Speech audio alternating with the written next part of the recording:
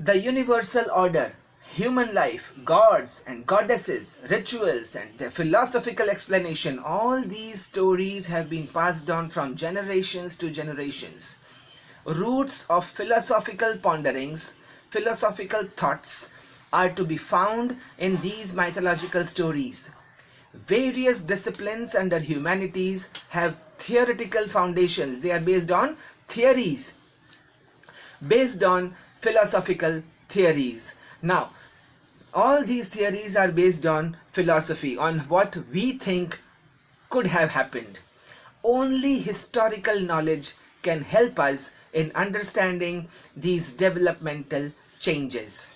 So, historical knowledge is extremely important if we want to learn humanities. Does anyone have any problems, questions or doubts? Does anyone have any questions, doubts or issues in the paragraphs that we have done till now?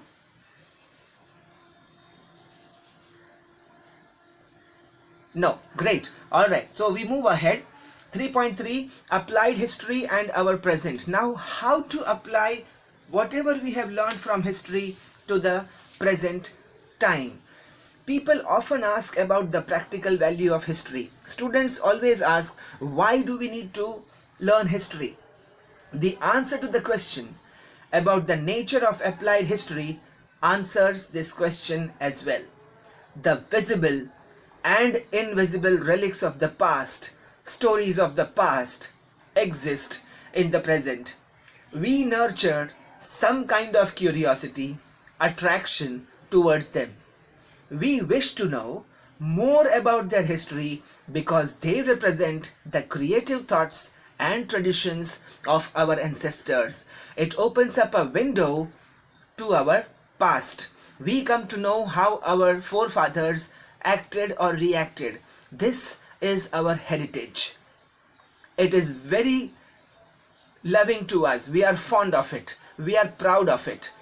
It helps in building our identity. It tells us who we are, what is our lineage, what is our family history. The history of our heritage links us with our origin. It tells us from where we have come. Hence, it becomes necessary to preserve and conserve it for our future generations, for our benefit as well as for the benefit of our future generations. Applied history is concerned with the preservation and conservation of our heritage and make it accessible to people. People should be able to refer to it whenever they want. So it should be preserved and conserved in such a way that it is easily accessible by people. Heritage management creates opportunities of employment because at every stage human involvement is required. People are required to preserve our heritage. In brief, applied history can be described as understanding of our present with the help of history and finding right direction for the benefit of our future. Whatever life we are living today, we have learned how to do things, when to do things, what to do and why to do, depending on what we have learned from history. And these actions of our present time are going to decide the course of our future. Next is management of cultural and natural heritage. Now, heritage can be of two types, cultural and natural. Cultural relates to our culture. It is in the form of human creation, what humans did. It is of two types again. There are again two subtypes, tangible and intangible.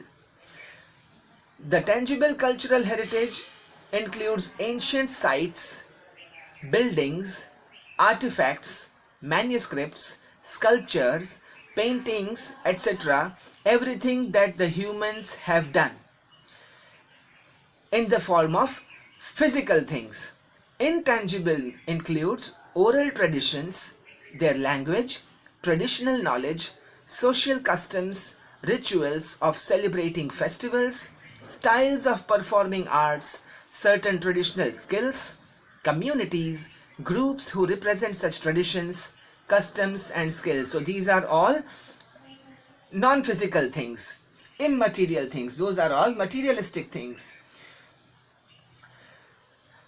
On the other hand, natural heritage, the concept of natural heritage gives importance to the thought of biodiversity.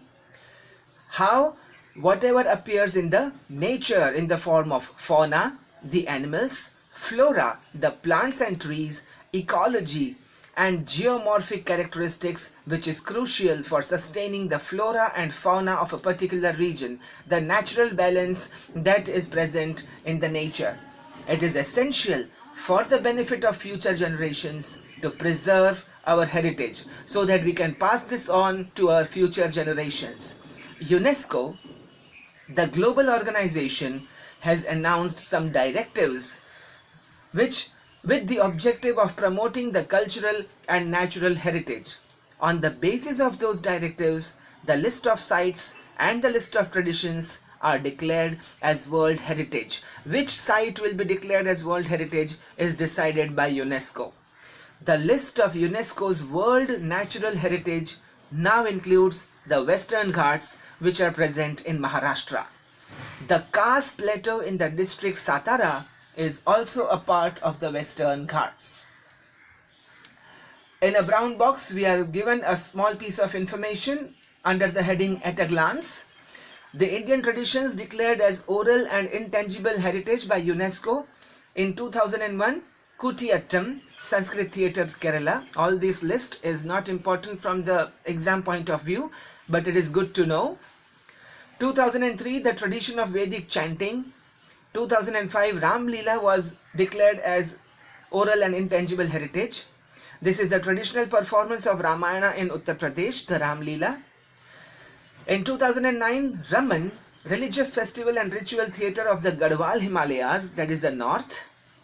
2010, Kalbelia, which is of Rajasthan, the folk songs and the dances of Rajasthan.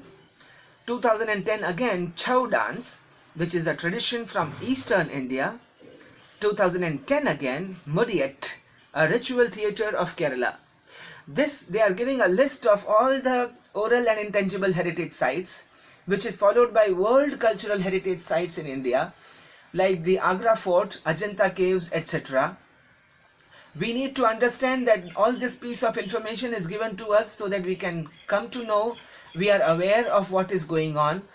We are not giving importance to all these things from the exam point of view. We are now moving on with this UNESCO's list on page number 19. Cultural and natural heritage management is one of the main aspects of applied history. Wherever we are applying history, we are managing the cultural and natural heritage sites or the heritage artifacts.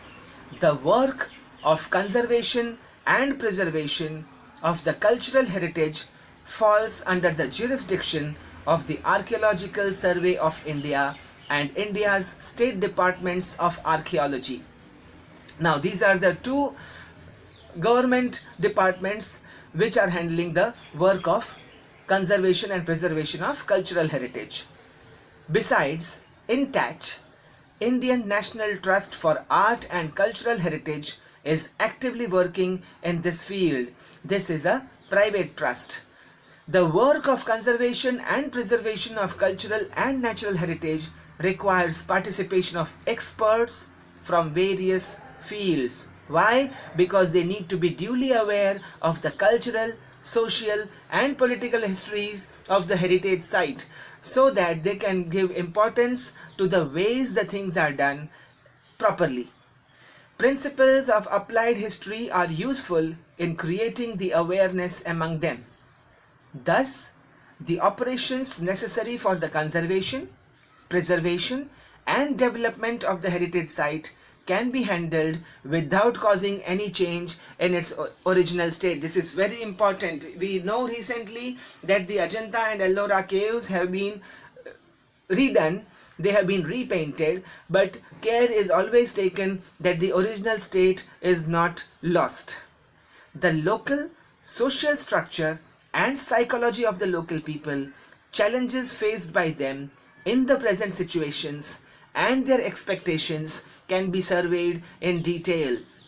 Whenever we go to a heritage site to make any changes, we need to take care that we do not hurt the local psychological sentiments of the local people. We need to understand the hardships that are faced by them in the present situations and what they expect from us in return for the works that they give us, in return for the services that they provide us. Due precautions can be taken to avoid hurting sentiments of the local people while completing the projects of conservation, preservation and development of a heritage site. Participation of the local people in the project can be facilitated. Why is this important? Because the local people are well aware of the terrain, well aware of the locality, well aware of the weather changes that suddenly appear and the presence of wild animals in the forests or in any remote place. Systematic plan can be designed to employ the local skills in a creative way and create the better opportunities of livelihood. Why planning is required? So that everything doesn't happen haphazardly. We will be stopping here and we will be continuing from the next paragraph in the next class. I want you all to go through this lesson, whatever we have done till today. If you have any doubts, questions or issues, you can always get back to me. Until we meet next time, take care everyone. Bye. Bye. Goodbye.